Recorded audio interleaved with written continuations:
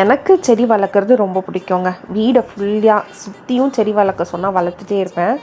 Back side பால்கனியில் செடி வச்சுருந்தேன். நிறைய செடி செத்துருச்சு. ஸோ நேற்று தான் எல்லாத்தையும் க்ளீன் பண்ணி வச்சு புது ரோஸ் அப்புறமா நிறைய கீரையும் வாங்கிட்டு வந்திருந்தேன். கீரையோட விதைங்க வாங்கிட்டு வந்து போட்டிருக்கேன்.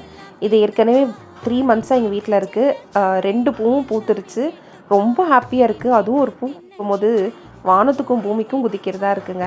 இந்த நாவப்பழ மரம் எப்படி தான் வளர்ந்துச்சுன்னு எனக்கே தெரியாது. அது பாட்டுக்கு வளர்ந்துட்டு போகுது. சரி வளரட்டும் அப்படின்னு சொல்லிட்டு நானும் ட்ரிம் பண்ணி விட்டுட்ருக்கேன். அப்புறம் வெந்தயக்கீரையும் சிறுகீரையும் போட்டிருக்கேன். நான் முருங்கை கன்றும் ஒன்று வாங்கிட்டு வந்து வச்சுருக்கேன். முருங்கைக்கீரை எப்படி வருது அப்படின்னு சொல்லிட்டு பார்க்கலாம். எனக்கு வெயில் அவ்வளோ அடிக்காது. ஸோ இருந்தாலும் ஒரு ஆசை வாங்கிட்டு வந்து வைப்போம் அப்படின்னு சொல்லிட்டு வச்சுருக்கேன். இதில் வந்து கொத்தமல்லி விதை போட்டிருக்கேங்க. எப்படி வருது அப்படின்னு சொல்லிட்டு நான் அப்கமிங் வீடியோஸில் நான் உங்களுக்கு சொல்கிறேன்.